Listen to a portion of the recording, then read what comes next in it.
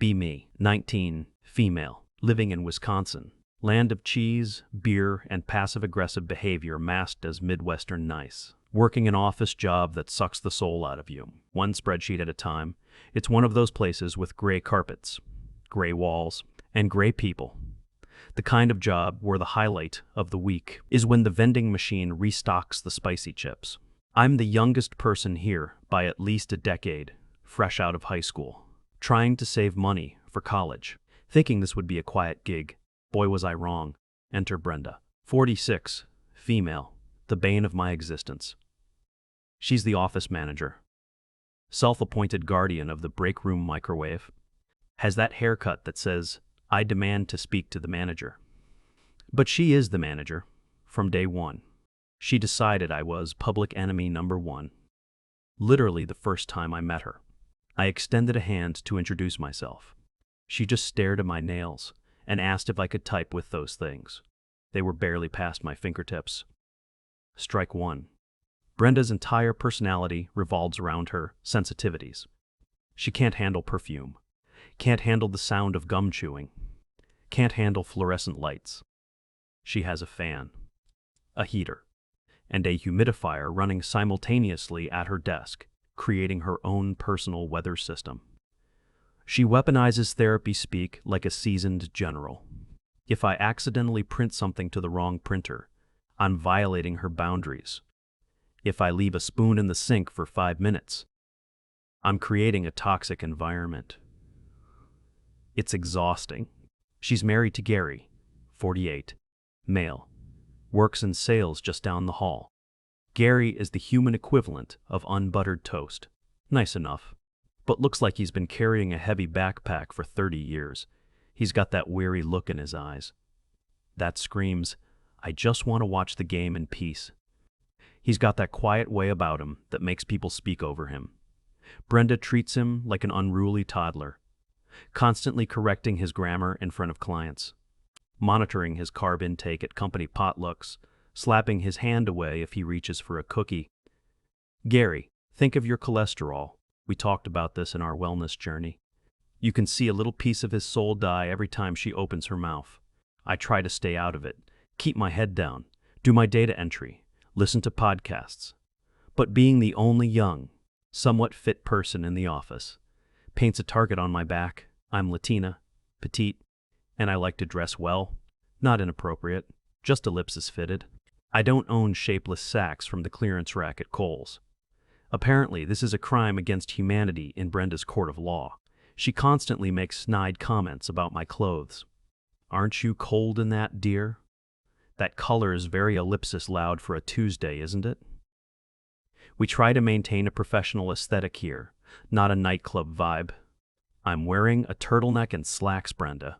Meanwhile, she wears festive sweaters with 3D appliques of snowmen.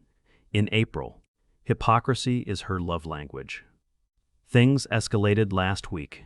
We had a small office birthday party for Bill in accounting. Stale cake, lukewarm soda, forced socialization. I'm standing near the window, trying to avoid Brenda's gaze. Gary wanders over, holding a plate with a microscopic sliver of cake. He looks like he's committing a heist just by eating it. We start chatting about nothing. Weather, traffic, the Packers. He's actually decent when Brenda isn't hovering. He mentions he and Brenda went to Mexico for their honeymoon 20 years ago. Then he drops the bomb.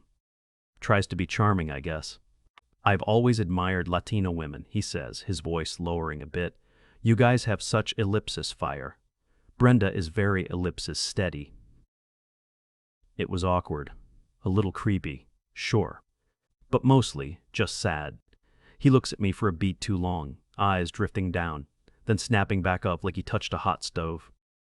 I laugh it off, excuse myself, and go back to my desk. But Brenda saw. She has eyes like a hawk spotting a field mouse. She was across the room, aggressively organizing plastic forks, but her head swiveled like an owl the rest of the week. She was a nightmare. Sent me 3 emails about proper break room etiquette, claimed my lunch, leftover empanadas, was assaulting her olfactory senses. moved the thermostat down to Arctic levels, because she knows I get cold easily. Friday morning rolls around. I wake up and choose violence. I'm tired of being the punching bag. I'm tired of her policing my body and my existence. If she thinks I'm a threat, maybe I should act like one. Just a little, just to rattle her cage. I put on my favorite outfit. High-waisted tailored slacks that fit perfectly. A silk blouse that's professional but definitely not a sack. Hair done. Makeup on point. I walk into the office like I own the place. Brenda is at the front desk, sorting mail. She looks up, eyes narrowing instantly. Going somewhere after work, she sneers. Just looking presentable, Brenda. I smile sweetly. Dress for the job you want, not the job you have, right? She turns a shade of purple, usually reserved for bruised plums. I breeze past her office and head straight for the sales floor. I need to drop off a file for Gary. Usually, I just put it in his inbox and leave. Today, I knock on his door frame. He looks up, startled, sees me, eyes widen. Hey, Gary, got those quarterly reports for you, I say, walking in. I don't just drop the file. I stand by his desk and make casual conversation. Smell of my perfume drifts into the room. Vanilla-based, nothing dramatic. He freezes. Awkward. Like someone caught off guard by a compliment. Oh, thanks, Elena, he stammers. Nice pants, he blurts out, then looks terrified. I smile, looking him dead in the eye. Thank you, Gary. Glad you noticed. I hold the eye contact, for 3 seconds too long. He turns bright red, starts shuffling papers nervously. So, big weekend plans? He asks, voice cracking. Not really, I say. Just relaxing. Maybe I'll do some reading. I give him a small, knowing grin, not cruel, just a nudge to remind him I exist. I leave his office. Swaying down the hallway. Like I'm walking through a hallway in slow motion. I can feel his eyes on me. The whole way out. I walk past Brenda's desk. She's watching me. In the reflection of her computer monitor. I give a little wave. Game on. The day drags on. Brenda leaves at 4 p.m. sharp. She has a water aerobics for sensitive joints. Class. She always makes a big production of leaving. Packing her bag. Sighing loudly. Reminding everyone she's off the clock. Gary and I work until 5 p.m. At 4:45 p.m., my instant messenger pings. It's Gary. Hey, I'm swamped with these invoices.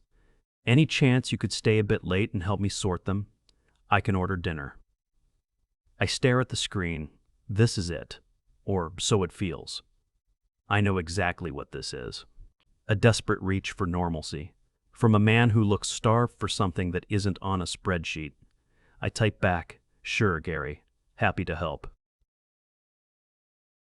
The office empties out. Janitorial staff starts vacuuming the far end of the hallway. It's quiet. The hum of the computers seems louder. I walk over to his office at 5:05 p.m. He's sitting there. Tie loosened. Looking stressed. But not for the reasons of work. Thanks for staying, he says. Standing up. Brenda usually helps me with this, but she had her class. Mentioning the wife immediately.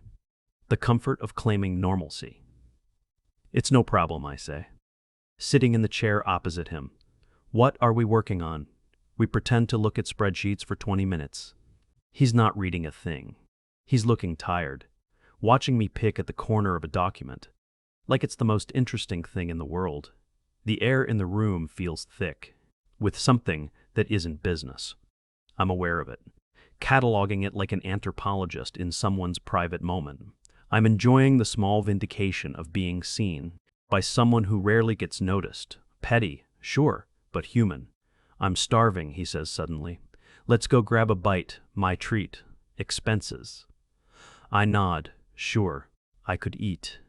We walk out to the parking lot. He drives a sensible mid-sized sedan, beige interior, smells like vanilla car freshener, and a lot of suppressed conversation. I get in the passenger seat. He gets in. Doesn't start the car immediately, just sits there. gripping the steering wheel. We're alone in the dark parking lot, only the streetlights buzzing overhead. "You look really nice today, Elena," he says quietly. I turn to him, shift my body, so I'm facing him, the easiest way I can in the cramped space. "Thanks, Gary, you've said that." "I know. I just, ellipsis. I don't say things like that often." "Why not?" I ask, curious more than anything. "Brenda doesn't like compliments," he says, like a rehearsed excuse. He exhales, like he's been holding his breath for years. She's ellipsis particular. She thinks focusing on appearance is superficial. I watch him struggle with the words. There's hunger there. But it's not sexual. It's a hunger for being acknowledged as a person. Outside of a caregiver role.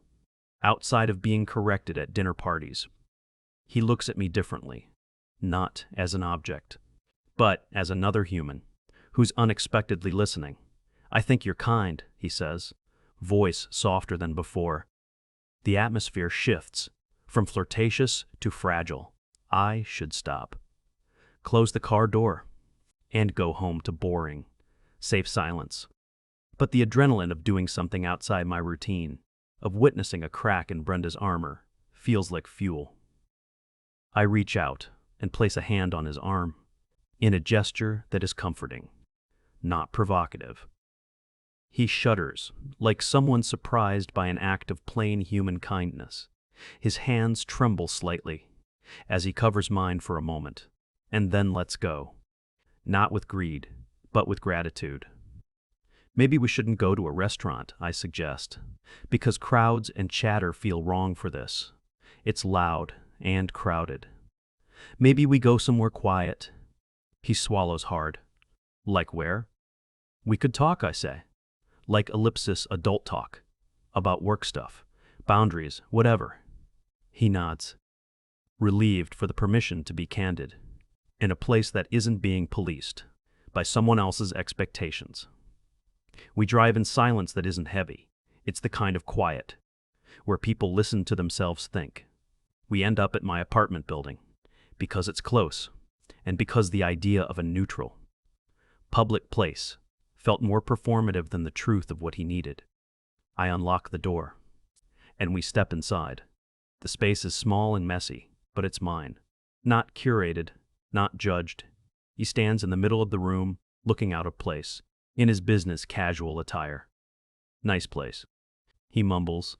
"It's a mess," I say, tossing my keys on the counter. He seems unsure how to bridge the gap between his life and the one that exists beyond Brenda's watchful eyes. We sit on the couch, side by side, but not touching. He starts talking in a way he never does at work, about feeling invisible, about always being corrected, about wanting to have a voice. That isn't smoothed down by someone else's idea of propriety. He confesses small things, how he laughs at TV shows when Brenda isn't looking, how he misses late-night walks, how he sometimes feels like he's playing a part he didn't audition for. His voice cracks a couple of times. I listen. I ask questions that aren't leading, just open. "What would you change? When did it start feeling like this?" He gets quiet, then blurts out memories, like someone clearing debris. Honeymoon photos. A moment when they stopped dancing in the kitchen. A dozen little compromises that stacked into resentment. For a few minutes, we trade stories, like two people trying to understand how the other got where they are. He gets choked up, rubbing his thumb along his forehead, jaw tight. I offer a tissue. He takes it, and for a second, we're both just people in a small apartment, sharing an awkward, real human moment. There's no romance in it, no suggestion of sex. Just two humans touching base, with the loneliness that sometimes lives inside marriages and jobs. We talk until the sky outside grows darker. He confesses he sometimes thinks about leaving. Not me, not this moment, but leaving the pattern he's trapped in. I tell him leaving is complicated, and that the world outside a marriage isn't always kinder.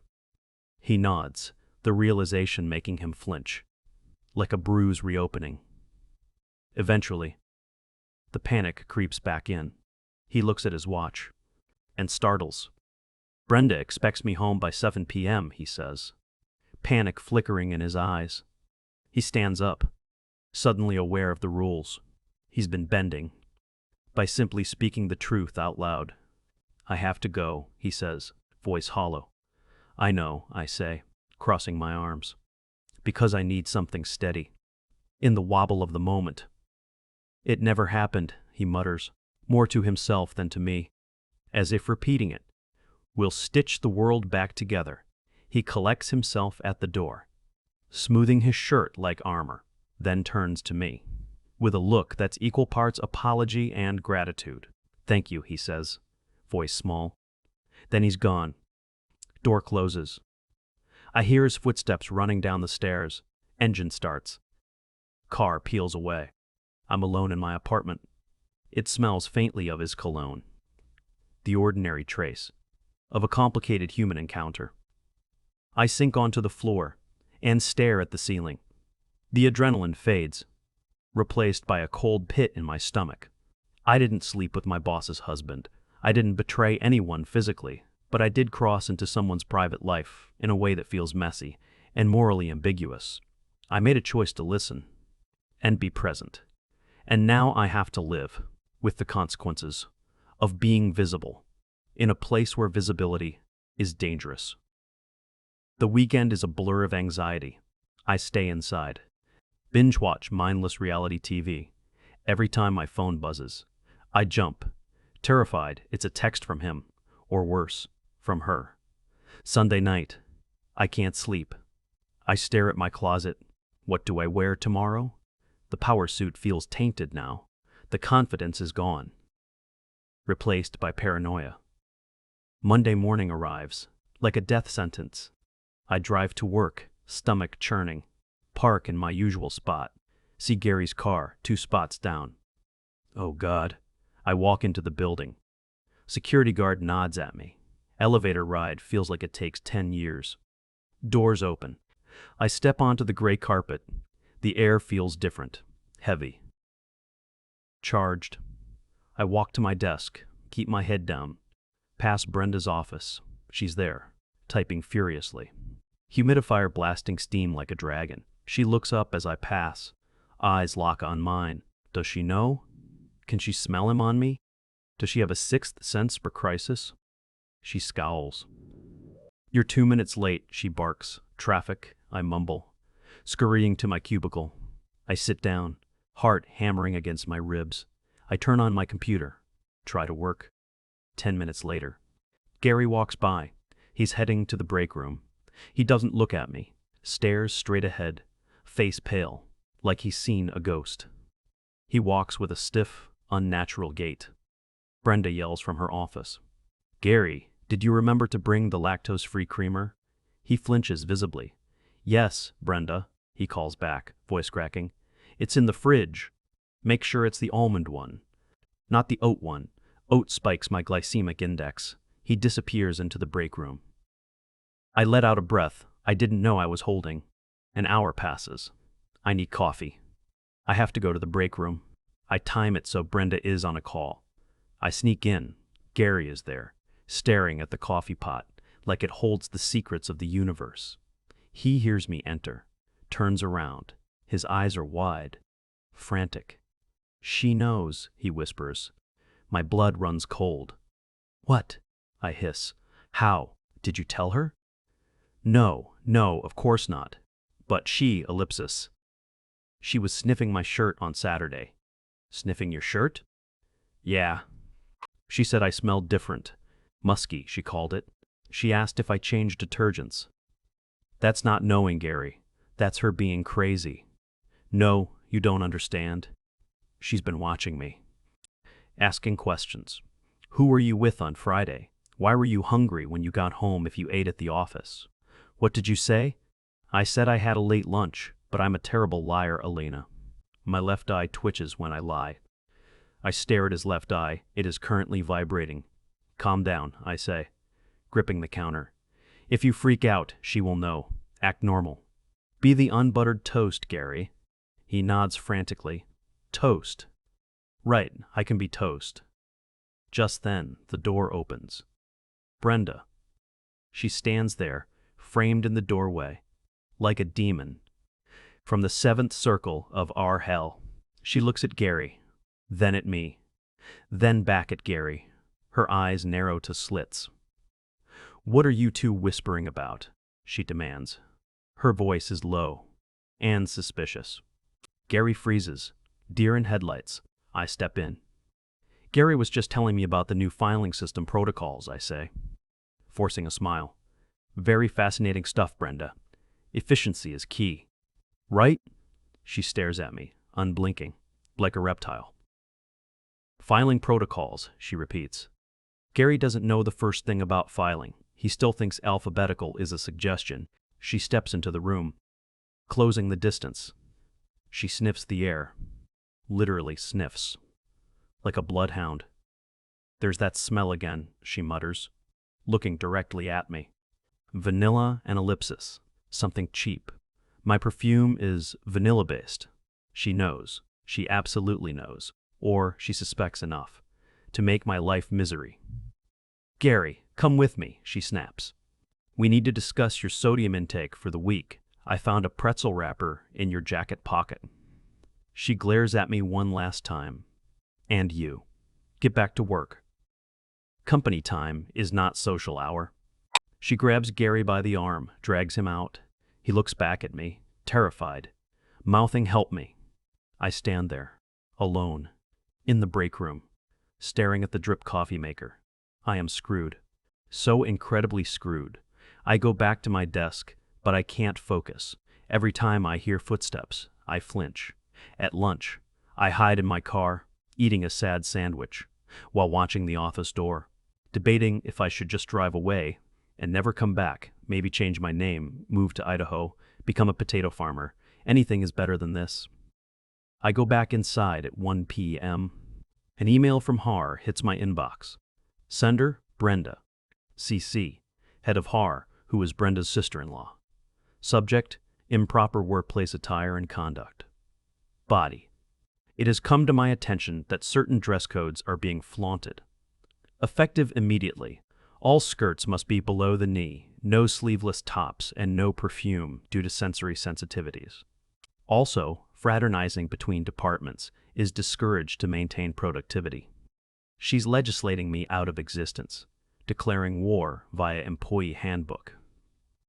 I look over at Gary's office. Blinds are drawn, usually they're open. I can see his silhouette, pacing back and forth. Later that afternoon, I go to the printer to get a document. Brenda intercepts me. She blocks the hallway. Arms crossed, wearing a cardigan. That looks like it was made from a grandmother's couch. I see you got my email, she says, smirk playing on her lips. Loud and clear, Brenda. Good. We value ellipsis purity. Ellipsis in this office environment. She emphasizes the word purity, like it's a weapon. And transparency, she adds. Gary tells me everything, you know. Eventually, my stomach drops. Is she bluffing? Is she trying to crack me? He's a very loyal husband, she says, stepping closer, invading my personal bubble. He knows where his bread is buttered. And who controls the butter? I'm sure he does, I manage to say. Stay away from him, she hisses. Mask slipping for a second, pure venom in her eyes. I know what you are. You're trouble. You're a disruption. I'm just an employee, Brenda. You're a little harlot, she whispers, and I will have you fired. For cause. I'm watching you. Every move, every timestamp, every glance. She smiles then. A terrifying, plastic smile. Have a blessed day.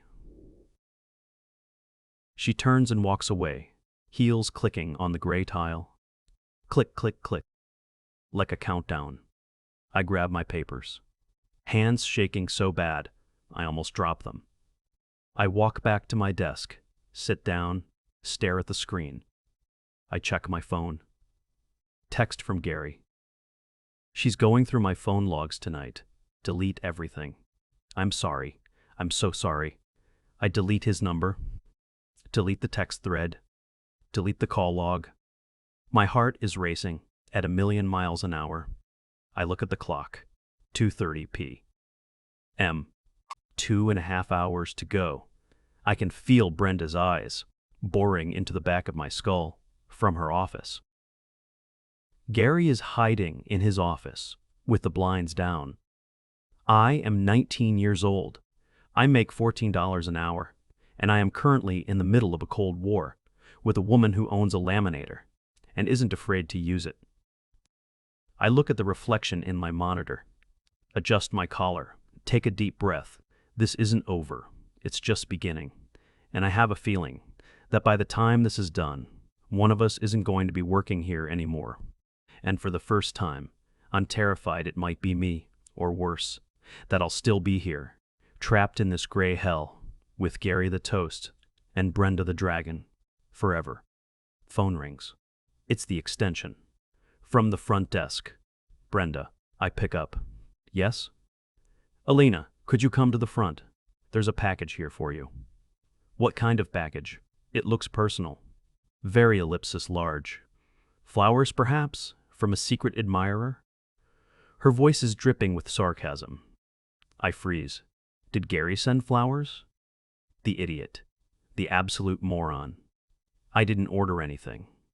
Well, they're here. Come collect them. They are triggering my allergies.